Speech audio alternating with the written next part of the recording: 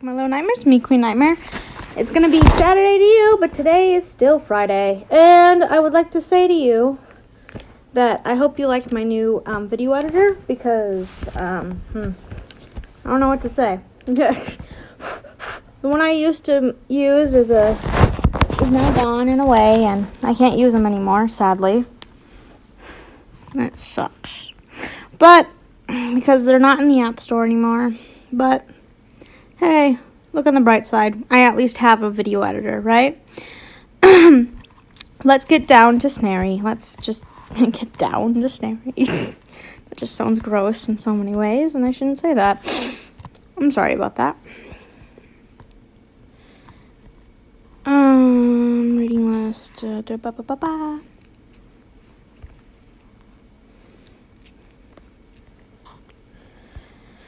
Chapter, I think, 19, correct? Yes, it would be 19.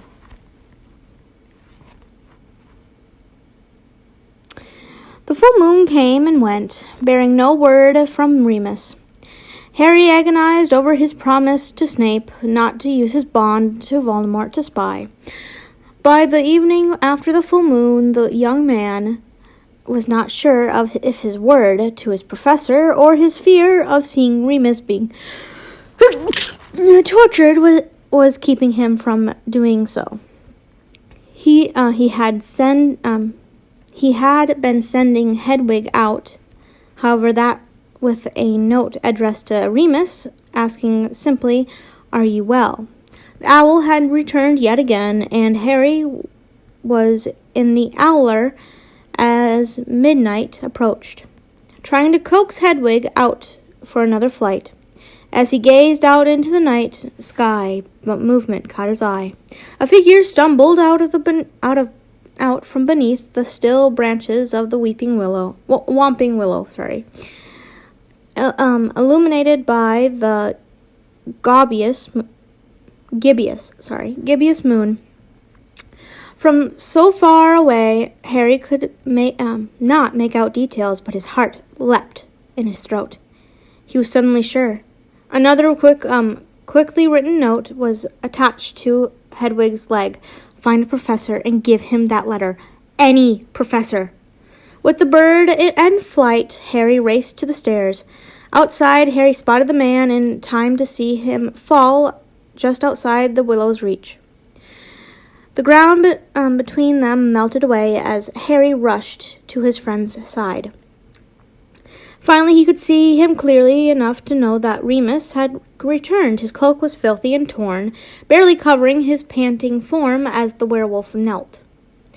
"Remus!" Harry fell to his knees and pulled him into a hug. "Are you okay? I sent Hedwig to find a professor. Someone should be here in a few minutes. Can you stand?" The man nodded and legs shaking, rose. Harry pulled out his wand. "Lumos!" The tip of Harry's wand lit up as the boy sighed in relief. Though bruised and battered, his friend would survive. Harry himself had suffered worse, and he did not have the healing qualities of a werewolf. "I'll send up a flare in a minute," Harry said, "so whoever comes out can find us." "They'll be too late," Remus said without emotion. Harry paled. Was there something wrong with Remus he could not see? "Expelliarmus!" Remus shouted, knocking Harry back. The unexpected attack left Harry's wand out of reach. "Accio wand," Remus said, much more softly this time. "You won't live long enough for them to be able to help you." What the fuck? Huh? Harry's eyes grew wide, pale green in the moonlight. His realization struck. Polyjuice potion. Harry thought as the man continued to speak. "My task was to destroy your wand, but now that I have you here, I think I'll kill you once. I burnt this. Locomoto mortis." He had no hope but dodging the curse. Laying on his back only a few feet away from his attacker. Harry's legs stiffened and his knees refused to bend. Harry made a show of struggling, earning a disdainful look from whoever it was who now looked like Remus.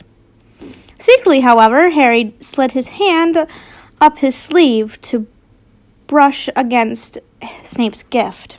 With a sneer, his captor pointed his own wand at Harry's, and the moment his attention turned from the immobilized boy, Harry had his second wand out. Harry put all of his energy into the blasting curse that caught the man in the side. Knowing he had but one shot to push his target back far enough, both wands flew from his hands as he was tossed several feet into the air. He had not landed immediately, however, as the Whomping Willow brought a mighty bow up, crashing into him. The snapping of bones, horrifying angle the body took on left no doubt in Harry's mind that his attacker would no longer threaten anyone anymore. It was at that moment that some logical corner of Harry's mind stumbled on another explanation for the attacker's appearance. The imperious curse suddenly seemed the more likely explanation, and the thought that he may have just killed his father's last friend. Fuck. I'm sorry, I said the F word. I'm sorry. It slipped. I'm sorry. I apologize. Last friend struck him nearly as hard as the body struck the earth. It came down almost exactly where the man had been standing when Harry had blasted him. Terrified to look, but unable not to, Harry shut his eyes in relief when the features of the body before him began to shift and change. This was not Remus, simply a Death Eater under some kind of spell or potion. He opened his eyes again, and grief overtook him again, shattered. No! Oh my gosh.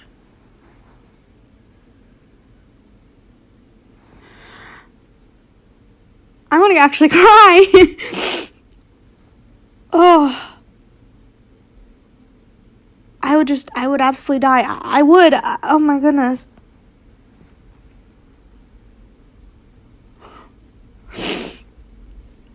He opened his eyes, and grief overtook him again. Shattered, with cold, empty eyes staring at him, was Draco Malfoy lay dead. Harry went numb. I shouldn't care, Harry told himself. He was going to kill me. He wanted the mark. Snape said so. He made his decision. The thoughts were no consolation, even when Snape had told him that he had no hope for Draco. Harry still believed that someday the other boy, along with 7 others who had been marked, and along with all the others who still attended Hogwarts, could be saved. Harry did decide to save them, though he could not remember when or with what words. Maybe there had been no words at all. But the promise was still in his heart, and tonight he had to break it. I'm sorry.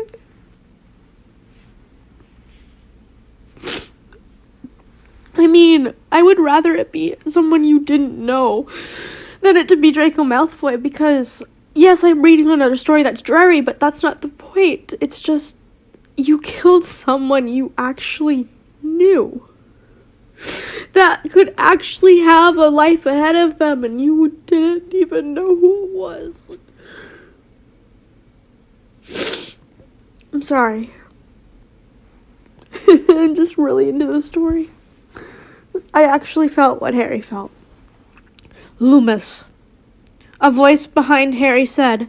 He did not even blink as Snape's light illuminated his failure. He did not turn around when the potion master asked. Harry, where's Remus? He did not answer as the man's footsteps brought him to Harry's shoulder.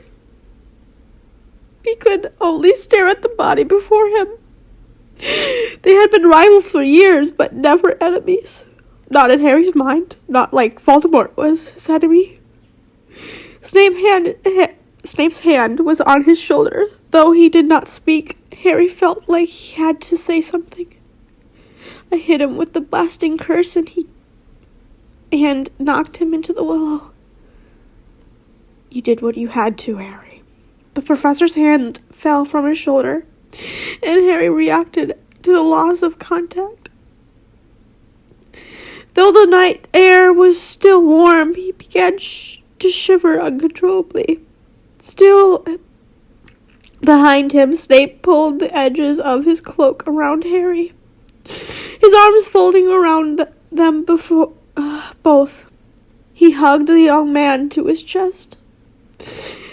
Harry taking what warmth the man had to give, Snape offering what little compassion he could still find within himself.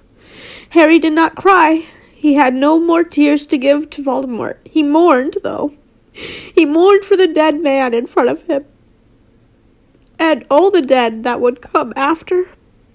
He mourned for... I'm sorry.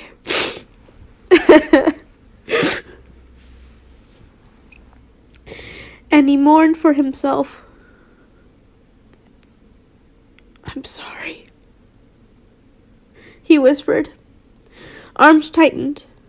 We should go back in the castle, Harry. It's not safe. And if he escaped without us knowing, there must be a security breach somewhere. Other lives may be at risk. Harry simply nodded in response, not quite paying attention, but trusting to Snape to know what was best. Harry picked up the two dropped wands, and the potion master cast the masking spell of Draco's body as he led his student to the school in silence. McGonagall met them in the entrance. There you are! Harry, we have wonderful news!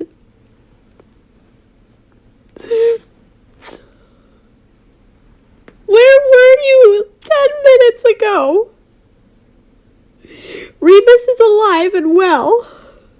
He was captured as we had feared, but escaped last night during the full moon.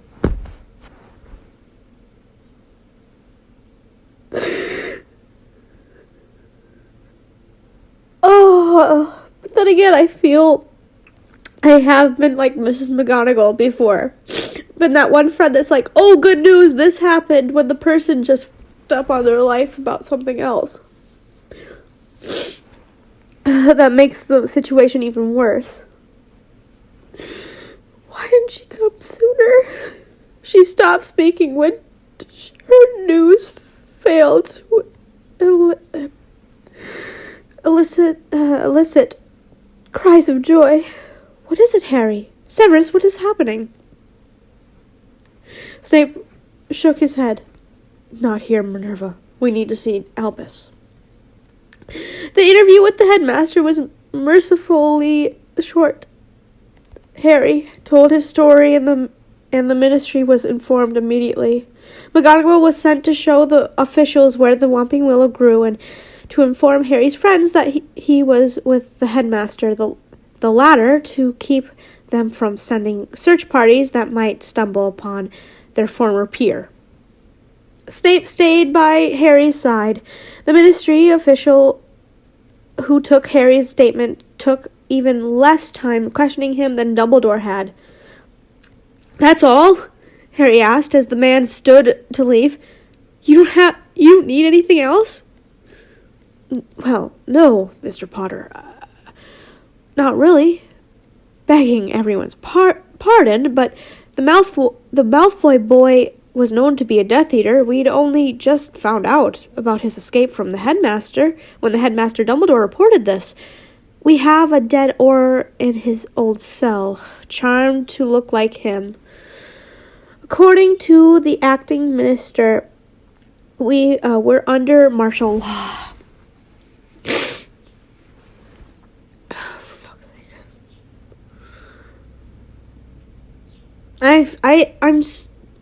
I've never related to so much a character as not Draco, Harry right now. I would be angry. Why aren't you asking more questions? This is a person's life. I don't care if they're a Death Eater. I don't care if they're a cousin. They're the worst person in the world. You need to ask questions. According to the acting ministry, we're under martial law. So what happened tonight was either an act of war or plain old justice. Either way, I don't think we'll need to bother you about it anymore. And with those words, a polite nod, he left the room. Severus watched the headmaster as the ministry investigator left. Though Dumbledore was trying to hide it, Snape could see his superior was shaken by what had happened. A Death Eater had made it onto the grounds, and he knew the old man had thought that that impossible, at least not without Dumbledore knowing about it. As if he took Harry by the arm, led him away from the headmaster. As he took Harry by the arm, led him away from the headmaster's office, he wondered if the tree would still be there the next morning. Secret passages were useful, yes, but only while they remained secret. At the bottom of the stairs, Snape's attention was on Harry. He had been silent for most of the hour since Snape had found him, speaking only when directly addressed. He knew all too well how the boy was suffering. "Harry, if you like, I have a good deal of work I need done. There are some ingredients to prepare and preserve. And I did not have time this summer to make antidotes for most of the potions. I will teach you this year. When Gryffindors are in the dungeon, I need to prepare for the worst." He did not react to the joke, but answered, "Yes, Professor. Thank you, Professor, but I don't really want to talk anymore." And I said nothing of talking, simply working, something to occupy the mind. "Oh," Harry said, "it's late, though. I don't... Time is irrelevant, Harry. I am sure you will not sleep tonight. The sleeping potions will not help you when you wake up tomorrow. He led the way to the dungeon. "Come, I am up all night anyway. The undead, do not sleep." Harry gave him a soft chuckle for the self-deprecation. He knew Harry feigned it for his own benefit, but accepted the false laughter as better than nothing. "I'm surprised he's talking. Not in a mean way, but some people who take someone's life, even on accident, like some people that don't want to do it, and they're in shock. Some people are in shock for days because of their weak reaction, like, oh my gosh, I just killed someone, and they contemplate life a lot. 2 hours later, Harry sealed another jar of blizzard lizard gizzards and excused himself from Snape's private workroom to sit by the fire. His fingers tingled as he held them close to the flames. The feeling returning. "You should have worn the gloves I gave you," Snape said, settling next to him on the couch. Harry shrugged. "I didn't mind the cold. I kind of liked it, I guess. And I had to pay more attention to keep from getting frostbite. The whole point was to distract me, right?" "Indeed it is." The potion master leaned back into the couch and gazed into the fire. Moments later, his fingers warmed up. Harry did the same. The two sat in silence, both lost in thought. Harry, again, replayed Draco's death in his mind. He recalled the boy he had known, arrogant and angry. He reflected on Draco he saw on the first day of school. With his emotionless voice, the voice deep in pitch and disguised as Remus's, but just as emotionless that had threatened him tonight. Draco had promised to hurt and kill him more than once, but Harry had never taken the word seriously. He had no doubt, though, that the threat had been sincere this time, and given a chance, the other boy would have killed him without a second thought. He closed his eyes and sighed softly.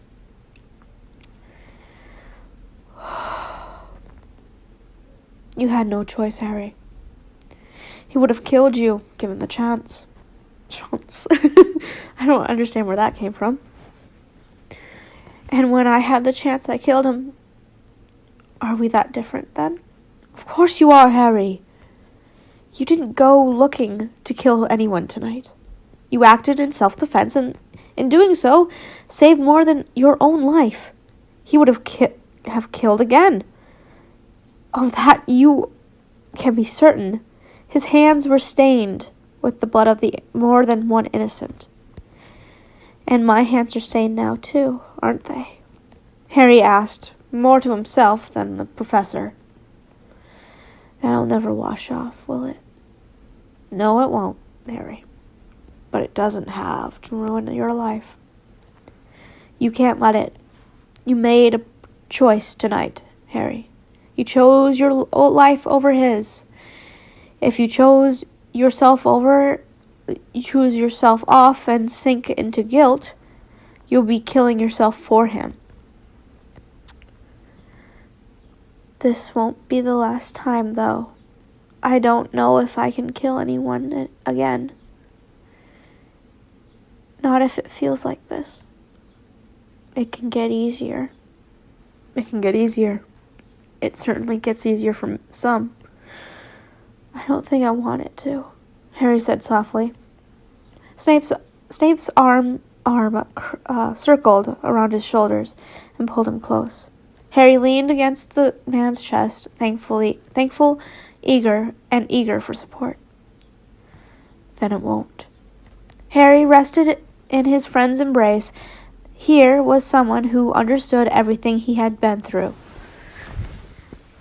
I thought I heard someone coming in the driveway, which is my dad, so I can read this at my dad's too. I'm just trying to get a head start. Here was someone who knew that sometimes being right or good, fighting for the light, held little consolation. Here was someone, tonight at least, did not need him to be strong, and was willing to lend him strength. Those arms around him by the willow had been all that kept him from falling apart. Finally, Harry asked, How do I go on, then? How can I fight knowing I have to kill at least one more person, or probably more? It was an earnest question, one Harry desperately wanted an answer for, and one he thought Snape alone may be able to answer. Logic says, you realize that actions taken into self-defense shouldn't lead to guilt. Draco would have killed you, and the Dark Lord surely will try. But if it were that simple, neither of us would bear such heavy burdens. Someone once told me that you atone for the lives you take with the lives you live. If you must feel that you owe a debt, pay it by proving your life had value and was worth protecting. You're going to bring wonderful things to this world, Harry. I'm not just talking about your role in this war. If he had lived and you had not, the same could not be said. I know very well that is comfort, but it is true. Is that why you're a teacher? The potion master was silent for several seconds before answering. That's why I began teaching, yes.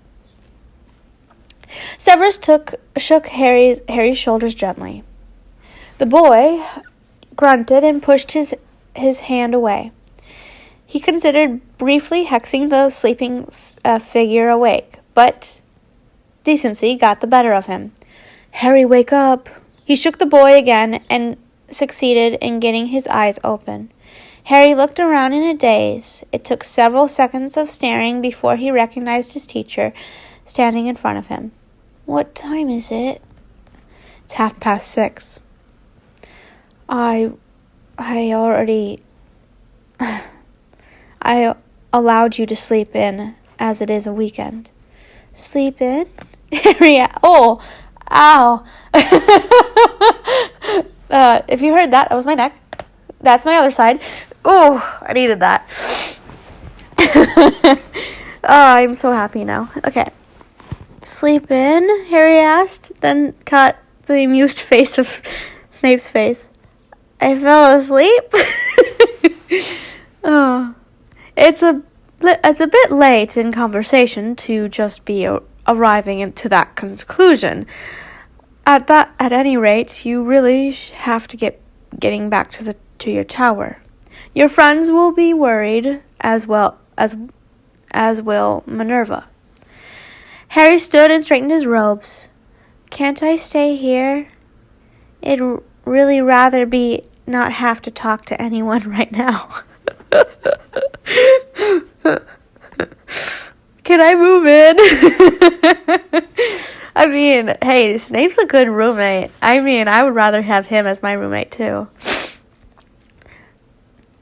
"I'm sorry, Harry. I understand how you feel, but I have work to do for the Order, and I am sure your friends will respect your reluctance to talk." You don't know how Hermione can get," Harry argued. Snape raised an eyebrow. "You really don't want me, of all people, to point out that you are not giving your friends enough credit, do you?" Harry chuckled. "No, that would be going too far, I suppose, and you're right. Can you tell me what you're doing for the Order?" Harry's choice of words were not lost on the man. If he said that no, he could not tell him. He could not tell him. Oh, friggin' A, I lost it! He could not tell him. He suspected Harry would accept that. The work, however, was hardly something he needed to keep secret from Harry. "I'm working with Filch." I thought his name was Filch. Why is it called Filcher? Can we just call him Filch? Or Fletch? I don't give a shit anymore. No. I'm sorry, I swore. I can't get it. And no. And some of the other less reputable members, discussing which Death Eaters are to be approached for information. None will be as highly ranked as you, though, right?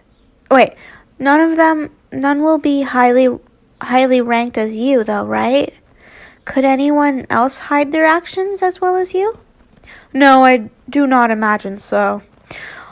All in the inner circle are surely loyal. My betrayal certainly triggered a very intense and very unpleasant interrogation of those who remain.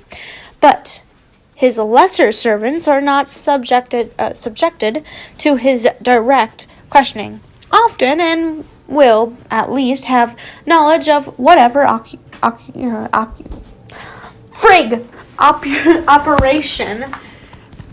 can read. I can read, right?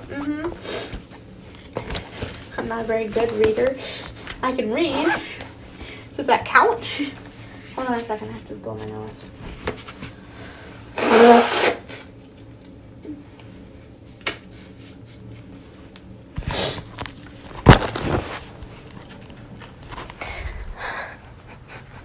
My dad's gonna see my eyes are red, and he's like, "Why did you cry?" And then I would have to read that passage because there's nothing too horrifying about it, unless you count that.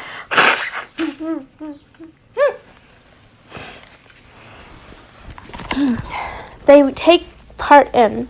Several minor informants may allow us to anticipate longer plans, but good luck then. Harry stepped toward a now visible archway and turned back to face Severus. And Professor, thanks for last night and everything. Unused to the gratitude and suddenly uncomfortable, Severus responded with a nod. Before Harry left, he added, there is a stone in the wall. There is a stone in the wall just left of the Slytherin bust, round and set within a large block. Go in my freaking bag! Ah! Sorry. I'm packing for my dad's. This is normal. I swear this is normal. Mm-hmm. Shouldn't be, but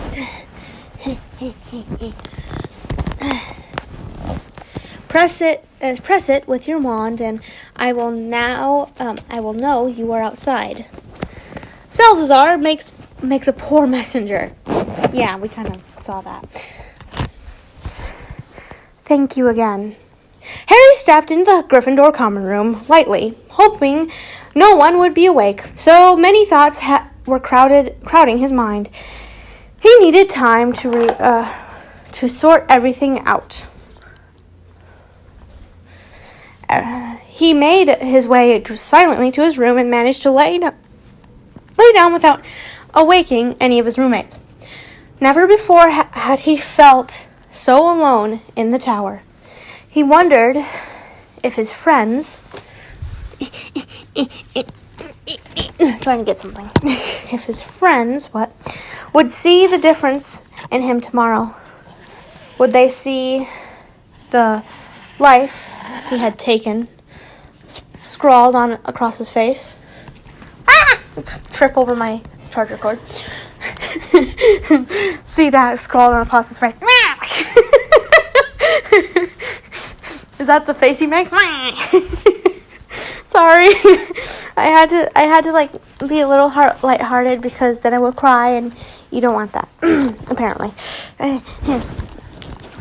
Shove it in there. Yeah. I don't know what I'm doing. Logically, he knew he was still the same person he was before, but still he felt different. Could his friends understand that? Or would they simply congratulate Harry on winning the fight and ridding the world of another Death Eater? The official from the ministry had wanted to congratulate Harry. Harry could sense it. Oh, I would be peed off. Okay. If winning felt like this way, he would be more than happy to experience more draws. These were the same thoughts that had been plaguing him most on the night, aside from the few hours of sleep he had found in Snape's couch. Snape understood, of course. Lately, it was always Snape who understood. When Harry had needed more than anything in the world,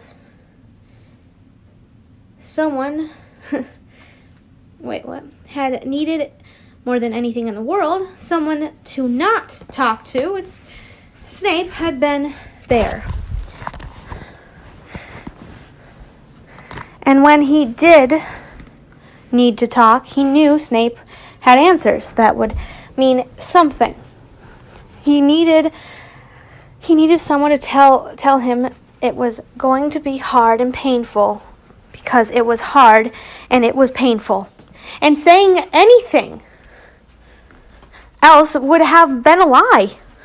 And beneath it all, ouch, tripped over my damn shoe. Dang. Been a lie. Where the frig did I go? And beneath it all, Harry had heard what Snape was really telling him. Harry would get through this because Snape had to. He could not help but wonder if the potions master had known exactly what Harry needed because he too needed it. Why do I feel like I'm like those speakers that make you really hyped? What is it? The feel-good speakers? Whatever. Life advice speakers, I think. But anyways, I'm going to stop it here right now. But you won't notice the time skip, but I will. Because I'm going to my dad's house, and it's going to be a while. And I'm going to tell him what happened in my story that I was reading. And this is going to be how it is. So, And my dad doesn't like fan fiction. I won't tell him it's scenario. I will tell him, it was just some story called Unforgivable Promises. It's pretty much a story of Harry saved Snape's life and see how it would have happened and what would have happened there and I would tell him a little bit about it, yeah, of course. But that's pretty much it. I will tell him what happened, and I'll tell him I cried. But that's it. Okay, see you in 2 seconds. Bye-bye. And we're back. My head hurts. But,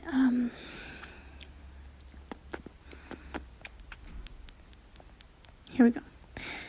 Oh, my goodness.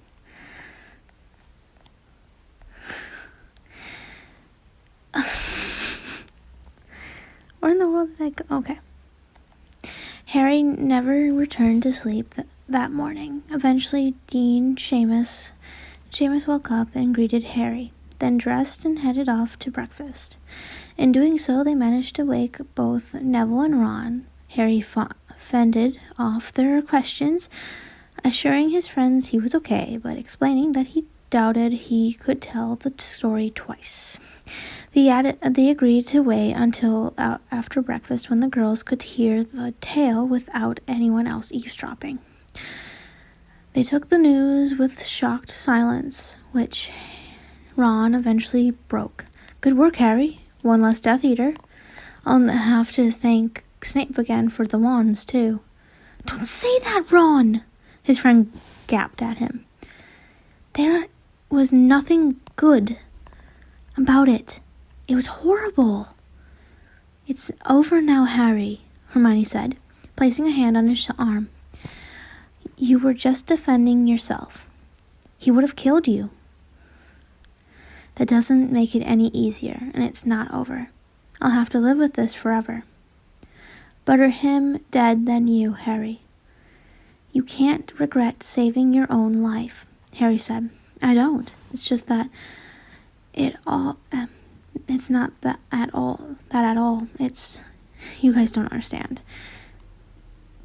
Well, talk to us, Harry, Ginny spoke up. We're your friends. We want to help. We're friends. We want to understand. Help us. No! Harry jumped up. Don't you get it? I don't want you to understand. I hope none of you do. No one should know what it's like to kill someone else. Ron paled, and Harry suddenly very much wanted to be alone. He started to walk away when Neville called to him. Harry, you can't leave by yourself. His friends caught up to him. It's too dangerous. If anyone else knows and wants revenge, Harry sighed, recalling his agreement not to wander around alone. Well, I'm going to the library then. The day did not improve. Certainly not after Dumbledore pulled Harry aside just before lunch to warn him about the heads of houses would be filling their students in on what had happened. It would be in the Daily Prophet soon enough, and the headmaster wanted to avoid any scenes. Harry simply nodded, trusting the teachers to give only the details necessary to quell the rumors. So by mid-afternoon, the whole school knew. No one asked him anything about it, however, which was curious but by no means unwelcome. Harry did start to worry about his classmates, that his classmates were too afraid of him to even talk to him now. But Luna later explained that all the heads were expressly forbidden anyone from approaching Harry about it. By dinner, Snape had not returned, and Harry found himself missing the quiet of the dungeons. He had never been able to concentrate well when reading, so the library provided little distraction from his thoughts. Not long after the students returned to the tower after dinner, Harry excused himself and drew the curtains about his bed. Fatigue should have overwhelmed him, but for the second night in a row, sleep did not come until very early the next morning. Harry woke sweating, heart racing, and sitting upright in bed. His sense of panic fled as consciousness rose. He had no memory of the dream that had caused his violent awakening, but had a good guess. With a quiet sigh, he checked the time and decided that an early breakfast alone was better than one in the Great Hall. And one invisibility cloak and one tickled pear later, he was sitting alone near the fires at a long table with a cup of tea and some toast. The sound of someone clearing their throat startled him from his introspection. Harry turned guiltily to find Snape behind him. "Ah, good morning, Professor. Good to see you back." Snape simply smirked in response and sat across from Harry. He must have been a regular visitor of the kitchen, as the house elves appeared instantly with a plate of food and a cup of black tea. Ooh, I like my Earl Grey. Black tea is good. "You should not be down here, Harry."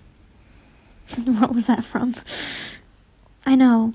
I don't come here often, and I try not to get in the elf's way. It's not what I was referring to.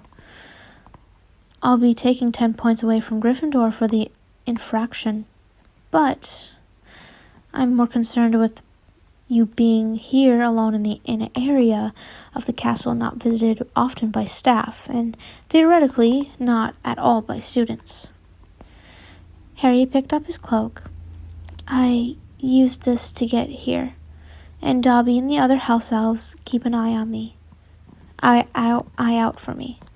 They don't warn me about approaching teachers, apparently, but since it's only been the defense teachers I had to worry about in the past, I guess that's not a concern this year." Harry's eyes narrowed. "Explain what you mean by that." Harry was taken aback. He could sense anger hovering at the edge of Snape's voice. It was a sound he was no longer accustomed to hearing. "I meant, I can trust her not to try and hurt and kill me. Unlike for the last 5 teachers we've had." Harry suddenly understood what Snape had thought he was saying. "I never thought she was harmless, sir." "And she most certainly is not," the man stated, then visibly relaxed. Is there a reason you've been so nice to her lately?"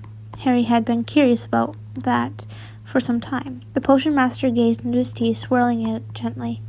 "There is. It has little to do with her personally, really, but she occasionally requires assistance, and for the first time in a long while, I am in position to provide it." Harry's eyes grew wide. "You're being nice," he accused. Snape simply gazed at him coolly. He chewed on his toast with for a little while, then added, "If you don't mind me saying so, I think it's great that you provide assistance simply because you want to." Snape chuckled at Harry and pointed at him. "That kind of comment, Mr. Potter, is exactly the sort of thing that fueled my assessment of your arrogance." Harry was puzzled. He knew the man was not calling him arrogant, but he could he could not see what he had said that could be mistaken it for. Surely he was not referring to his casual questioning of the professor, as until recently Harry would never have done so with the potions master. "And you still have no idea what I mean, do you?" Harry shook his head, smiling crookedly. "You said it was great that I could help Professor Jones simply because I want to. Did it escape your notice that you brought that situation about? I am free to act without ulterior motive because of you." Harry blinked. "That's not what I meant. I am aware of that. I find it amusing that it had not even occurred to you until I pointed it out. For years I assumed you were self-centered when in fact you simply are too thick to gloat. Well, there it is. You were almost nice again. I was getting worried, but I'm glad you're feeling better." "Almost nice? Nonsense. Fortunately, I have business with the headmaster, and will be spared further accusations." After his meeting with Albus, Severus made his way to his own office, lost in thought. He was finally becoming accustomed to these periodic insights into Potter's character. Insights that did not include vitriol. I can't spell. I can't read either, so at least were a relatively new addition to his thoughts about the boy. What he had said to Harry at breakfast had been true. Though the man had never consciously thought about it, Harry honestly did not consider his own role in such things. He had no problem blaming himself, in part at least, for his godfather's death, and surely his guilt over Draco would linger for some time. But though he had a hand in many important positive situations, he did not see himself in the light. It was a selfishness Severus was not used to, and it was that he realized that led so many of his to his side. Harry possessed a charm that few had, and if he were ever truly aware of it, he would lose it. Back in his office for only a few minutes, Severus had just sat at his desk when the object of his thoughts knocked on the door. "Followed me to further assault me with claims of kindness to the elderly and affection for small animals?" Snape asked. Harry chuckled and entered. "I would never go that far. Plus, I haven't the time. I'm spending the next month answering the day's mail from adoring fans." With an insolent grin, he approached the desk, then grew noticeably subdued. "Actually, I came to ask you if you still needed ingredients prepared. I don't think I have very good company yesterday from my friends."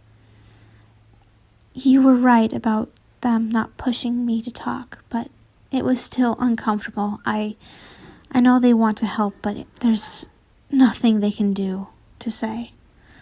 But I don't think they realize that. Or they are unwilling to realize it. And if that is the case, remember that they are not trying to hurt you. They just simply do not know, what you need, and are unused to being unable to help. Harry nodded and lowered his head. As for ingredients, I do have some more work to take care of, yes. He led Harry into the classroom and showed him what needed to be done. The preparations were simple enough, just time-consuming and requiring more care than younger students were ever willing to give. Oh, and I forgot to ask earlier, Harry said as he heated the cauldron with warthog optic nerves. Did you have any luck yesterday?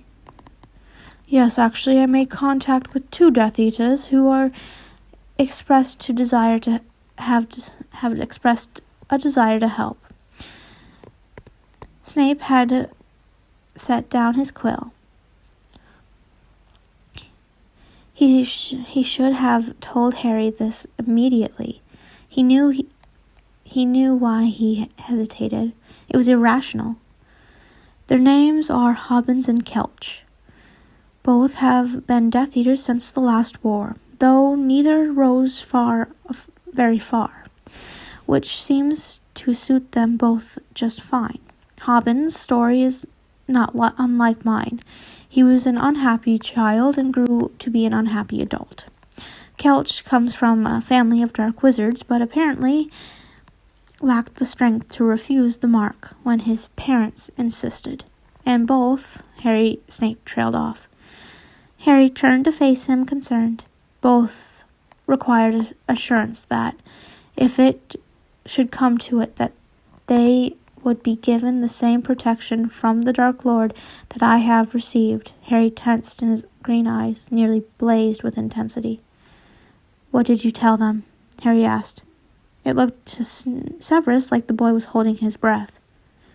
He had struggled all day yesterday with the question, knowing that both Death Eaters would only turn if they could avoid the Lord's punishment. As necessary as new spies were to the Order, Snape had never been one to make promises on another's behalf. Making a promise that would cost him nothing while earning Harry the potential of excruciating pain had been one of the most difficult tasks the Order had ever set him. I told them they would be protected, he admitted. Harry exhaled noisily. Oh, I was scared. I was afraid you told them no. They have a way to get to the school if they need me. They do, Severus replied, hiding his surprise. Though really the boy's reaction should not have surprised him at all. Of course he would have wanted to risk the worst pain imaginable if it meant gaining 2 more spies. No, the potion master thought. Harry did not think in quite those terms. In his mind, he was protecting 2 more people from the Dark Lord, not gaining 2 spies. He probably would have agreed to protect them even if they had not agreed to risk themselves. Harry had turned back to his work and Snape continued to watch him. No! Go away. Give me back my thing. I wasn't done. Help me. Work, please. I wasn't done reading. Yay.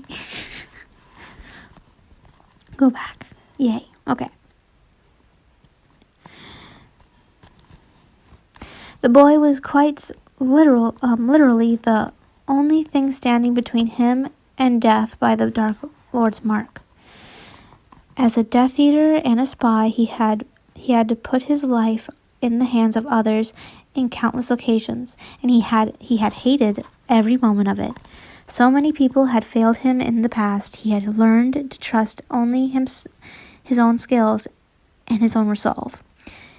How was it, then, that the latest situation was met not with fear and frustration, but confidence and trust? Ooh, we know what that is. Okay, how far along? We got this. Chapter 20. Harry did not have much opportunity to dwell on Draco's death. The following week, both Hermione and Professor Flitwick had made some progress tracking down more of the spells used in the markings. So far, however, nothing particularly surprising or useful had been discovered. One of Flitwick's discoveries was a spell that allowed the caster to feel physical sensation as the target felt them. But Harry's ability to feel spells back to Voldemort had all but proved the theory previously.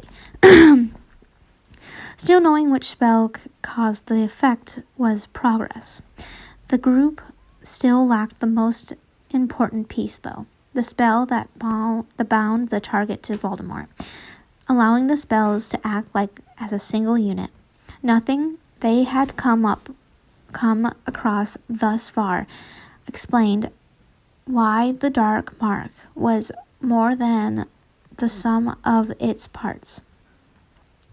In addition to the spell research, Harry and his friends had begun combat training once more. Neville volunteered to help Luna catch up to the group, and everyone agreed. During the summer, his tutoring of Ginny had helped him as much as it had helped the younger girl. It was decided that 3 nights a week and afternoons on Sundays would be spent with Professor Snape and Jones.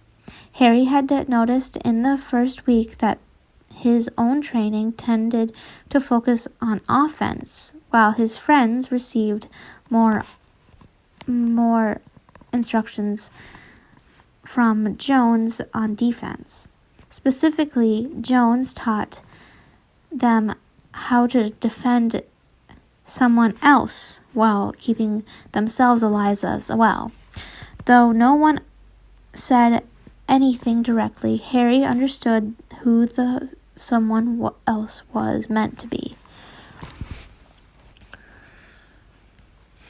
After the first Sunday afternoon lesson had finished, Jones dismissed everyone, and Snape called for Harry to remain.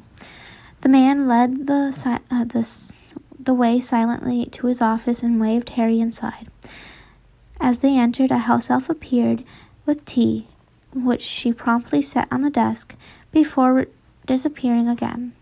Snape sat down and helped himself to a cup of tea, casting a disappearing look at Harry when he came across the small cream, and he shoved toward Harry.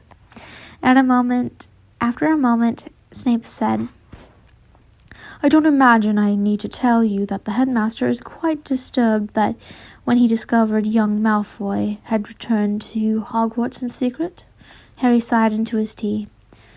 "There is nothing about that night that isn't unfortunate," Snape continued. His voice had lost its business-like edge. "And the most important parts cannot be undone. But still, we must take steps to fix what can be mended. Specifically, the passages that lead to and from the castle must be sealed. All..." Wait, what? Hold on.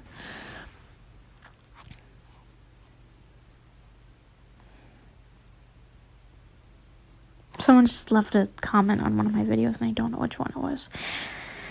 Sorry. I'm so lost now.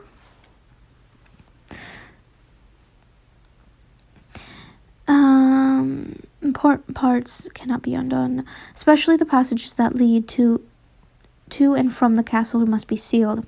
All but one will be rendered unusable. The one remaining will be warded to prevent the passage of anyone but a select few. I assume I'll be the one of those who can use it, then? Harry said. Once again, reminded that his safety was placed above everyone else's. I imagine yes, but that is neither here nor there. The passages... Sorry, I had an itch on my eyebrow. The passages will be dealt with tonight, after dinner. You will be assisting in the casting of the wards. Harry blinked. You want me to help? Snape gazed at him. Some members of the order do, yes. Be prepared to use the wand I supplied you. The Ollivander's wand are not as well suited to the group work that will be done tonight. Which students know of the passages on your map? Just my friends, the ones who were with me then when you brought Luna back. Fred and George Weasley know of them too.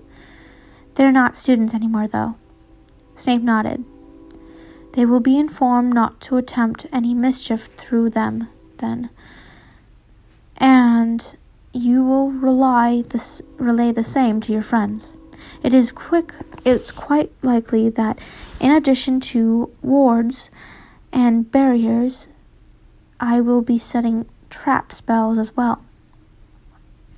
They will not wish to be caught in them, Harry agreed. Now, Mr. Potter, I must stress the seriousness of this undertaking. First and foremost, the workings tonight will involve several of the most powerful wizards in the order. You will behave in a mature manner at all times. You will not pester anyone with questions, or, for that matter, unasked for advice.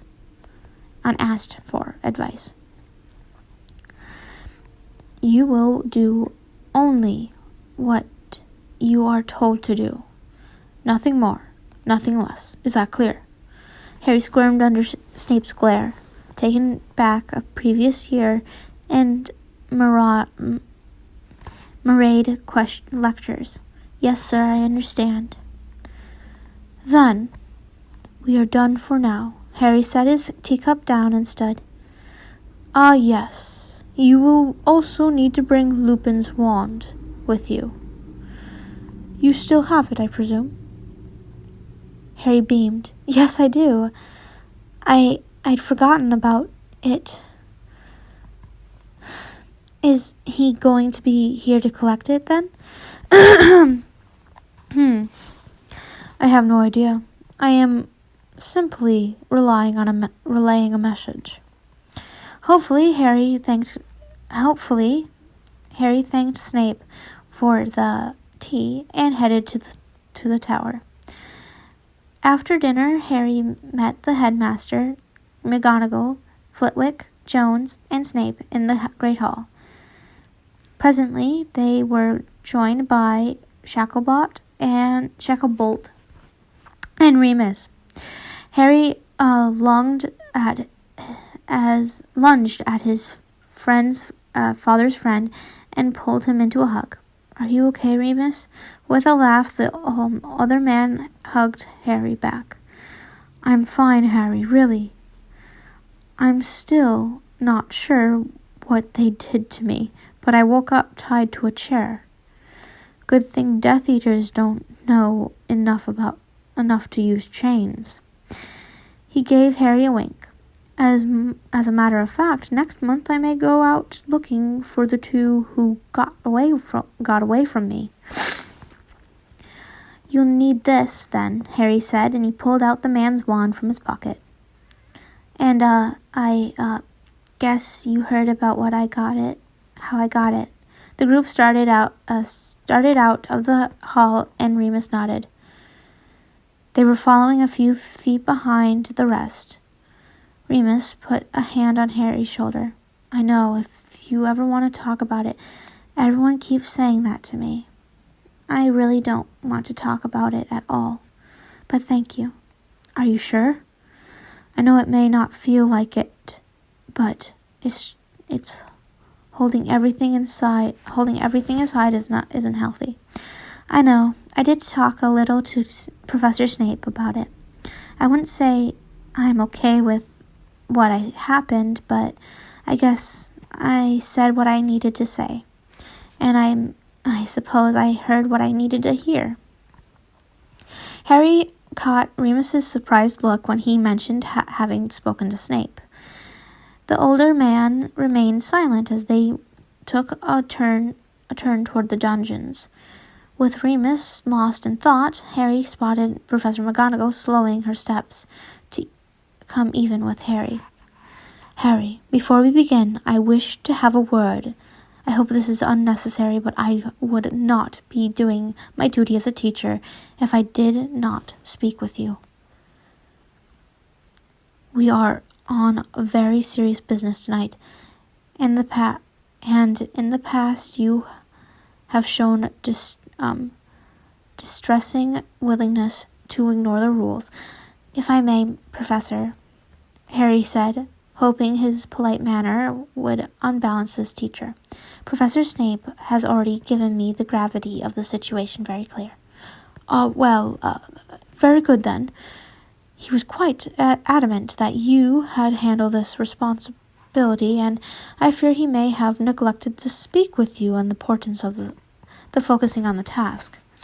Harry grinned and held onto the piece of information for later. I don't think he'd ever forget to tell me to behave myself. Very well, that is true, I suppose. Professor Snape is nothing if not dedicated. Harry suspected a note of humor in McGonagall's voice as the group stopped before the blank wall. They were in the dungeon, though Harry had no idea exactly where. The passage here, Dumbledore said to Shacklebolt, was often used by Severus when slipping away to meetings. The Dark Lord knows it is of its existence. I have detected nothing untoward within it, but I suspect that if any of the tunnels will present a hazard tonight, it will be this one. I choose it first so we may, at full strength, should find anything unexpected. The Auror nodded at the headmaster and stood at the far wall. Snape stood beside him and wand at the ready, and Dumbledore stepped in front of the pair. If anything was lurking, it would meet the headmaster first. The rest of the group held their wands at attention, but moved back down the hall.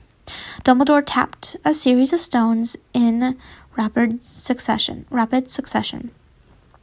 Had Harry been trying to learn the sequence, he would certainly have failed, as the man moved too quickly, much like the bricks behind the leaky cauldron. The stones shifted to reveal a simple doorway. Silence and darkness greeted them, and the elderly wizard sent a ball of light down the tunnel. Satisfied that there was nothing to fear, Dumbledore smiled at the group and stepped inside.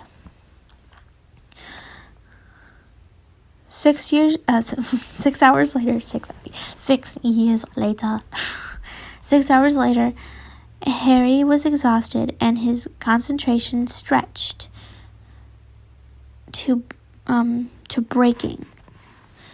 The dungeon passage. Hold on a second.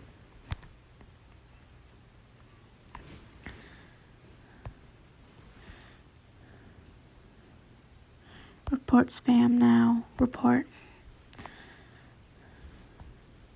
Sorry, I had to get rid of a very inappropriate thing from a random person. It's a sex bot, so we don't need that here. His concentration stretched to breaking. The dungeon passage had required little real work, where it had passed through solid stone. The wizard had shifted the rock to flow into the shaft, breaking it in several different locations. Spells to dampen magic were overlain with alarm spells that would alert all the wizards, Harry included, if the blockades were tampered with. The passage beneath the Whomping Willow had been harder to deal with, as the tunnel did not pass through solid stone. Manipulation of the earth around it could have resulted in a collapse, endangering any student that walked above, as there was no guarantee that any such fallen would be that night rather than during the day when people are above. They opted for thank goodness it's not there. Sorry, I saw the person again try to leave one of the disgusting ones on there. As there was no guarantee that any such fallen would be they opted for purely magical barriers. Here, Harry participated in some very high-level group casting. I'm like Harry right now, tired. Every wizard poured their energy into the barrier spell, creating a single spell more powerful than any one wizard could produce. A series of such shields, again layered with alarm spells protected by charms that drained and hindered magic use in the area, guaranteed that even a team of Death Eaters working in the cramped tunnels would require hours, if not days, to pass from Shrieking Shack to the Whomping Willow. And should they succeed, McGonagall left a surprise for them with a quick spell.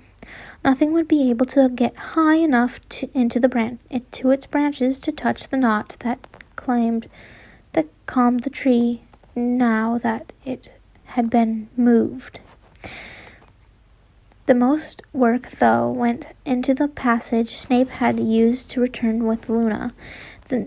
As none of the Death Eaters had seen Snape or Harry using it, it remained a secret. The headmaster was not willing to trust entirely in that, but as also wished to retain a final escape route for the students should the school's boards fail. The group entered the candy store's basement and bombarded the trapdoor with concealing charms. Flitwick added a complicated password spell, just as the wizards moved into the passage. Everyone chose their own password. The wards would alert the headmaster whenever the door was open. The unique passwords allowed him to know who was entering. From inside the tunnel, however, the trapdoor could be pushed open normally. Harry had been surprised when Flitwick asked him to come up with the password of his own, but as no one objected, he opted for prongs. Remus commented on his choice as everyone made their way back to the school. Well, Harry said, Prongs is my Patronus, and if I ever need to use that trapdoor, I'll likely be in a big bit of trouble. Ah, good choice, Remus said. As they entered the great hall and made to part ways, Harry asked, "What about the other passages? The map I have shows more."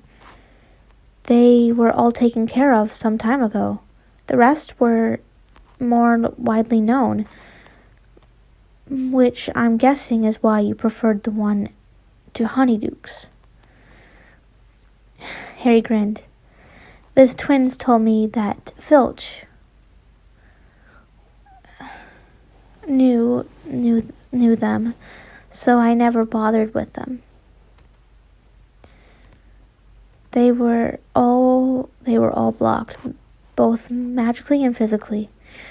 If there are any passages into the school that we haven't secured, Dumbledore himself doesn't know about them." Satisfied, Harry made his way sluggishly back to his bed. Harry shuffled into breakfast the next morning, yawning widely, enough to suck in an owl, and sat down next to Hermione. Across the table, Ron asked how the night had gone, and Harry glanced around at who was in earshot before answering. "Went fine. No unscheduled trips to Hogsmeade anymore. And where's Neville?" Harry felt a twinge of worry. He had been the last to wake up and knew the boy was not in the Gryffindor Tower. His fear did not last long, however, when Snape stormed into the room followed by a terrified-looking Neville. The potion master swept to the head table, and Neville nearly fell into the seat next to Ron. "What was that all about?" Harry asked.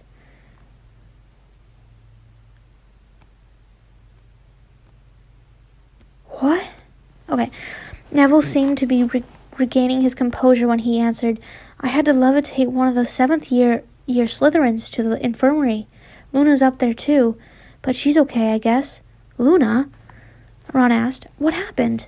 "Well," Neville said, twisting his napkin nervously, "I was in the hall outside talking to her. She was asking me about some of the spells we went over last night.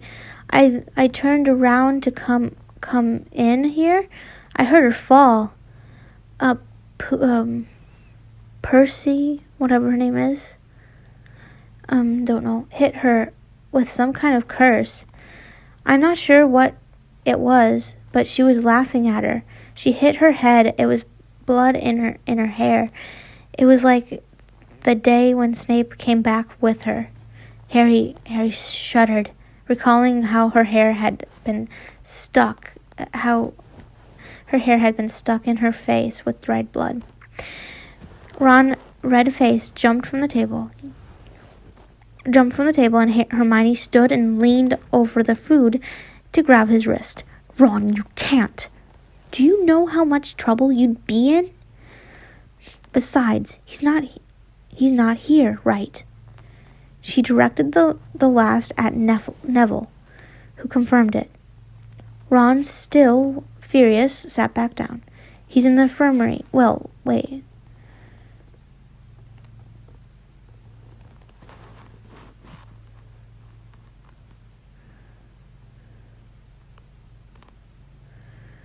I don't know who the guy's name is."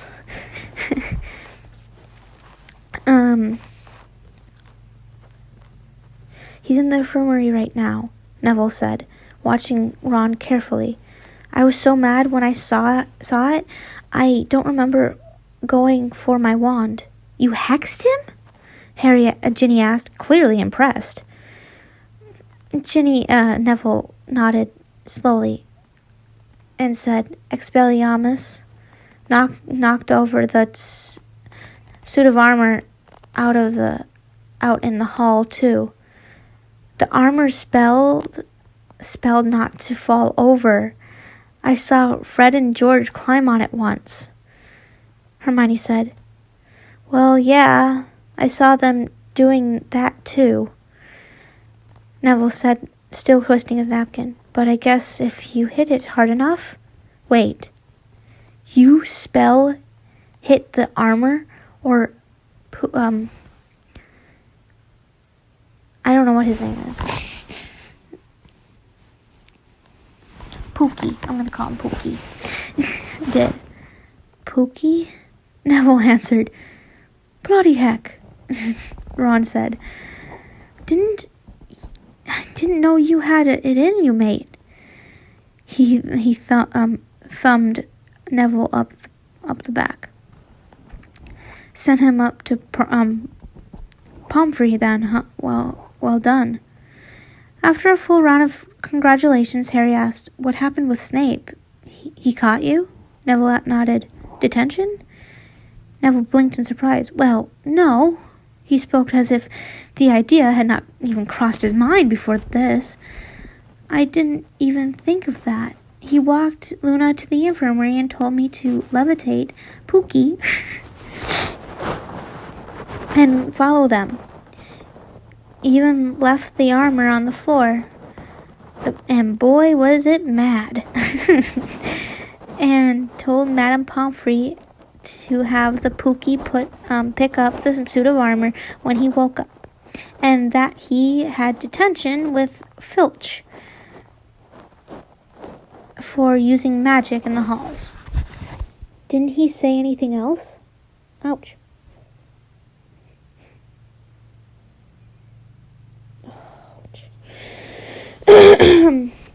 Ron asked. No, not to me. Maybe he didn't know I cast anything. Maybe, Ron said, though he clearly was not convinced. Harry had his own theory, but kept quiet. He did flash the potion master a quick grin before going off to class, though earning him yet another raised eyebrow. Harry hung back after potions again, waiting for his classmates to leave before confronting the professor. Ha! He said, pointing a finger at the man. I've caught you doing 2 nice things in as many days. Admit it. Harry Snape crossed his arms and leaned casually against his desk. I admit to nothing. If you are looking for someone nice, I suggest you try Transfiguration or Charms classrooms. There is no one matching that description here, Harry snorted. Then how do you explain giving detention to one of your Slytherins, but not to Neville? Are you saying, Mr. Potter, that your friend was engaging in illicit activities this morning? To the best of my knowledge, Mr. Pookie, clumsy oaf that he is, fell into a suit of armor after attacking Miss Lovegood. Mr. Longbottom was an innocent bystander. That is merely my understanding of it, of course. Have I made any mistaken assumptions you would like to disabuse of me? Snape smirked at Harry, who scowled and returned. Trapped. What about last night? Harry asked. You told me some members of the order wanted me to help last night, whereas it was you who quite adamant that I should be involved. Those are the words Professor McGonagall used. Quite adamant. Do you even know what adamant means? Snape replied coolly. I looked it up. It means display the qualities of Professor Snape when saying something nice about Harry Potter. And that got a twitch of Snape's lip. He was cracking. Nonsense. Regardless, I suggest that your power may be useful. I have never denied you powerful. Your skills are controlling that power, however, are barely adequate to rival a garden gnome's. You are fuel, kindling, if you will. The greatest aid is given when you are being trapped for energy, like the Muggle battery. I concede, however, that under any other circumstances, you have no aid to provide whatsoever. Students such as yourself must take what pity is offered to you. After all, therefore, you might count Therefore, you might count that as a compliment, as it is unlikely you will ever see me praise more glowing. Harry let out a laugh and gave a mock bow. Impressive, Professor. We'll call this one a draw. I know you're nice, but you sure did a good job hiding it this time. I have nothing to hide. You are simply misguided. Well, look at the teacher I spend the most time with. How can I help but be misguided? One should not say such things about Professor Binns, Snape said. True, Harry replied. Luckily, one did not say such things about him at all. He remembered the other reason he had for remaining and asked, was Pookie getting revenge? Unlikely, Snape said. I'm not certain that he was not acting on the Dark Lord's orders, but in 7 years I have determined that Pookie is an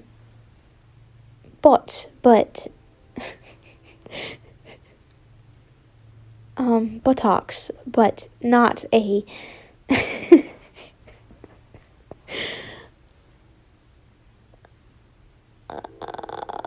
hold on.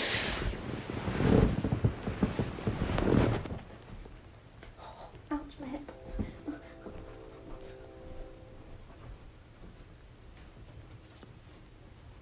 Roar. Cool.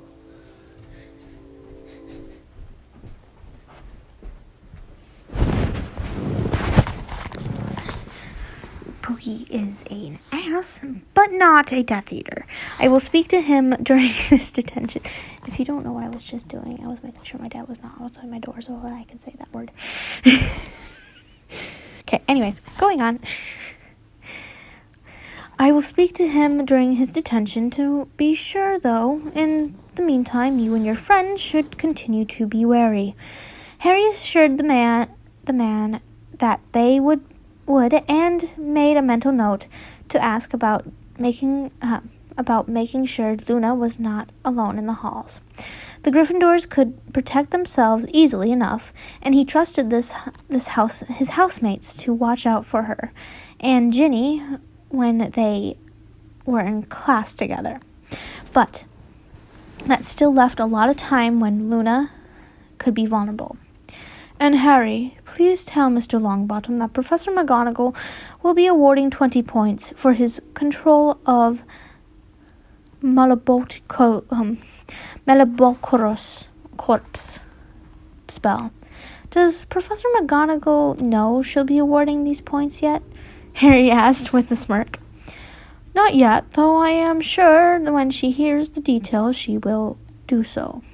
Naturally, I find it foolish to reward basic competence, but your head of house, I must say, shows shameless favoritism in regards to such things. Yes, well, it's a good thing not all heads of houses do that, isn't it? Good day, Professor, and thank you again for your kindness. Harry grinned and headed to the door. Before dinner, Harry decided that his own discomfort would have to take place to his friend's safety. Concerning Terry Boot outside of the Great Hall, Harry traded on his fame to convince Luna's housemates to keep an eye out for her. "She's a good friend of mine," Harry had told Boot. "I don't really know any other Ravenclaws her year, so I was hoping you could pass on a message.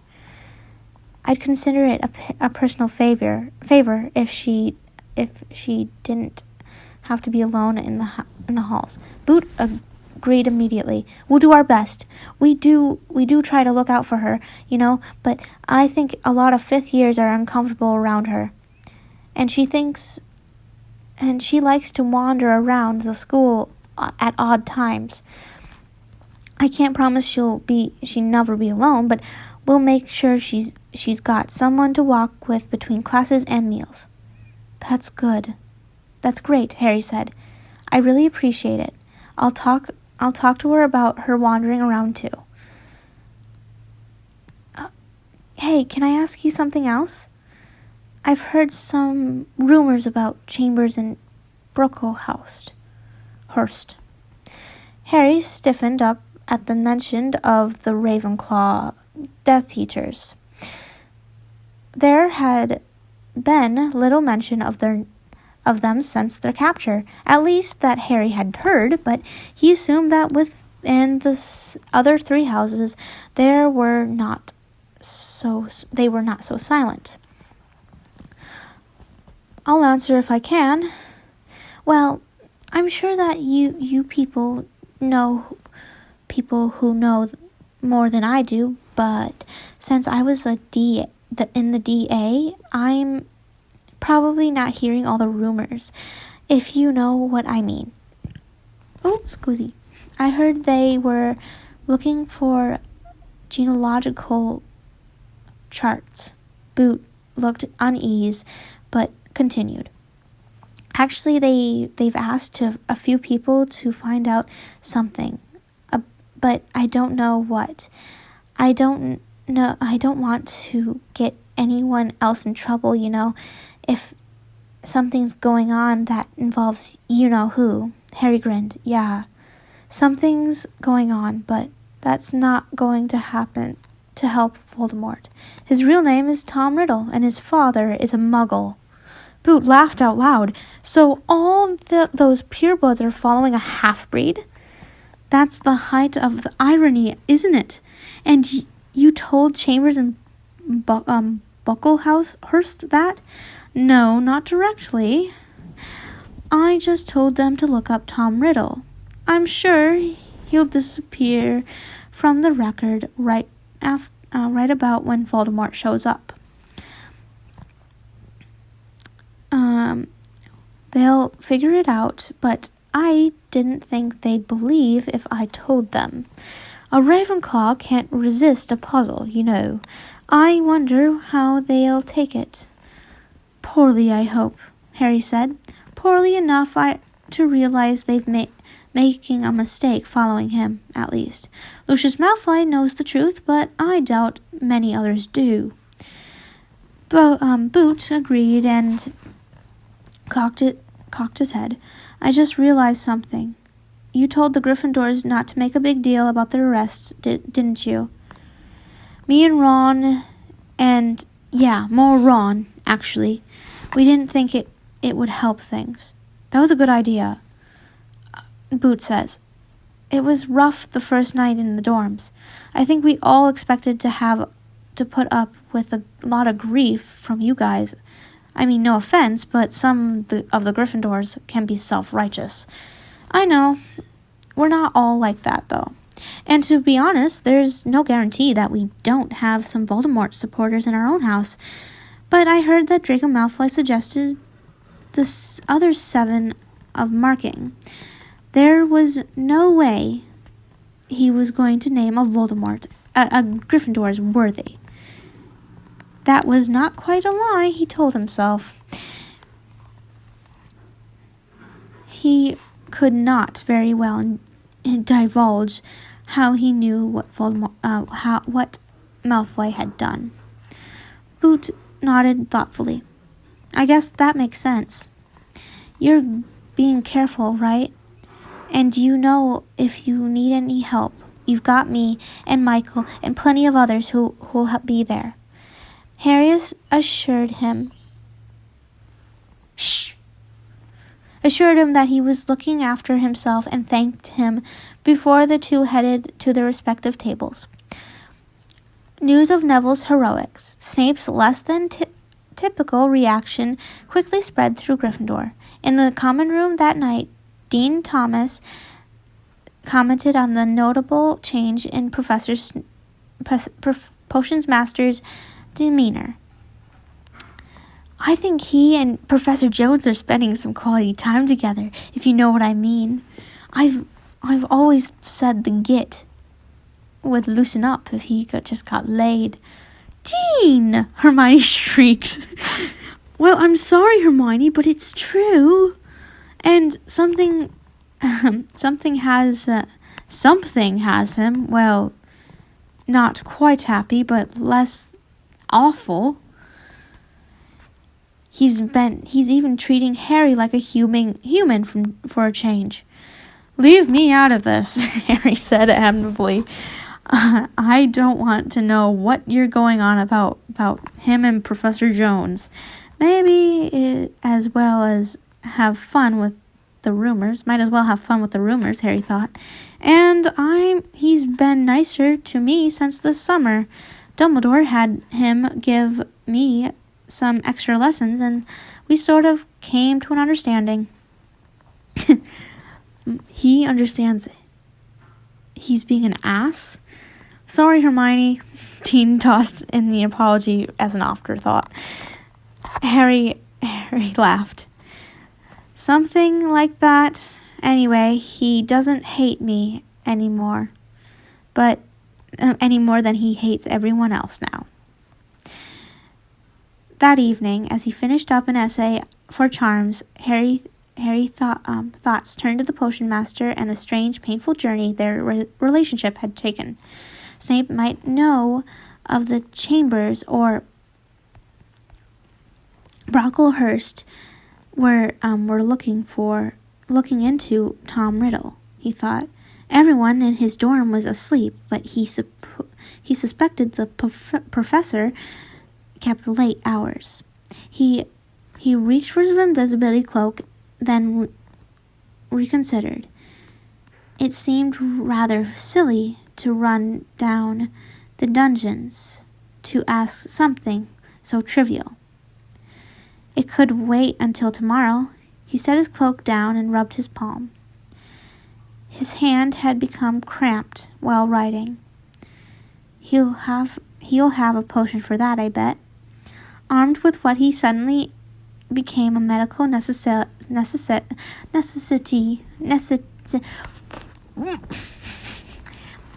Harry swept his cloak about him and descended to the dungeon. He found the stone Snape had mentioned previously and tapped it with his hand. After the moment, the wall shimmered and disappeared. Snape stood blocking the doorway. He glanced around the hallway and then stepped aside. Come in, Mr. Potter. Tell me, what brings you out of your dorm after curfew? The man's voice sounded tired, far more tired than a night's sleep would cure.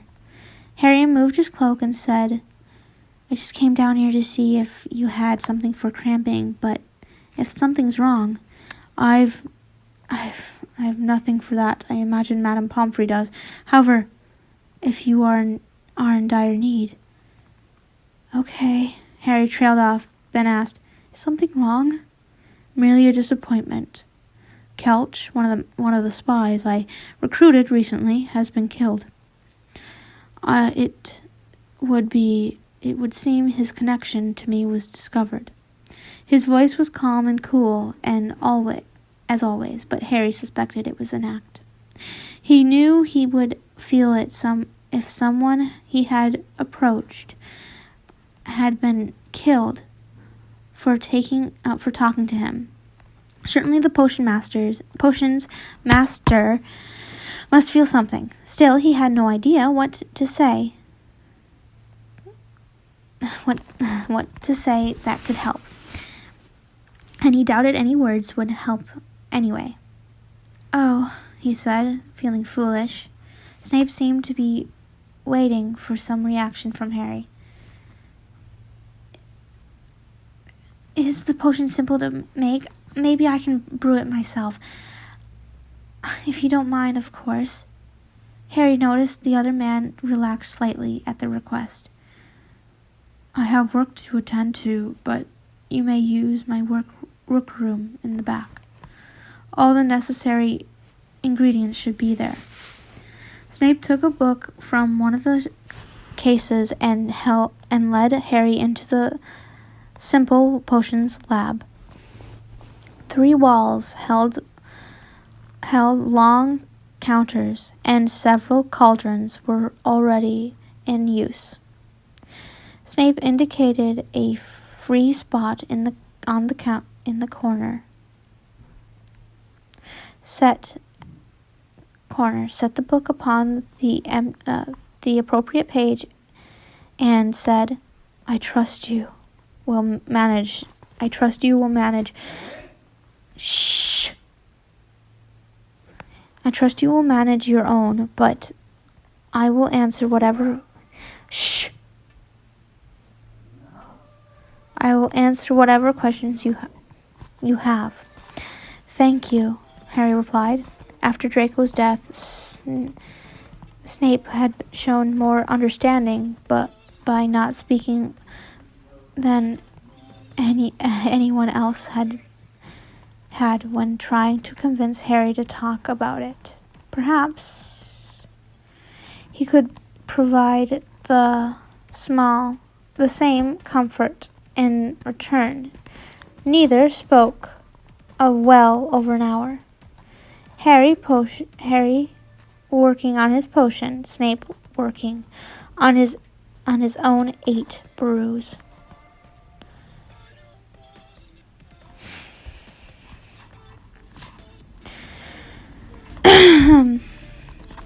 Yeah.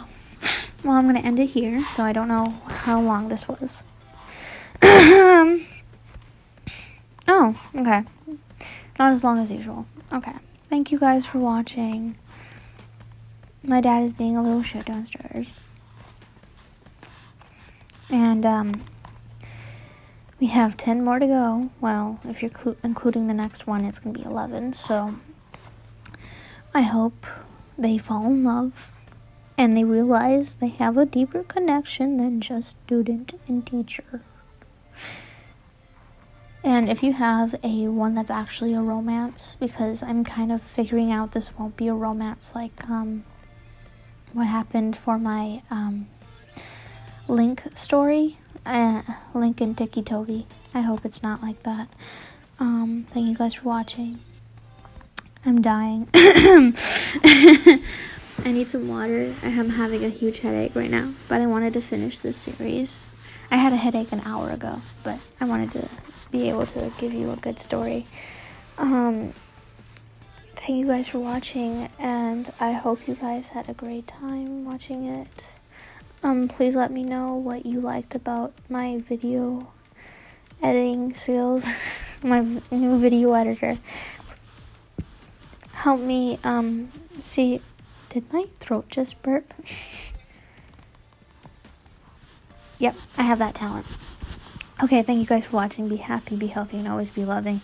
Be good people. Do not get close to other people that have COVID, and stay safe. Love you. Bye-bye.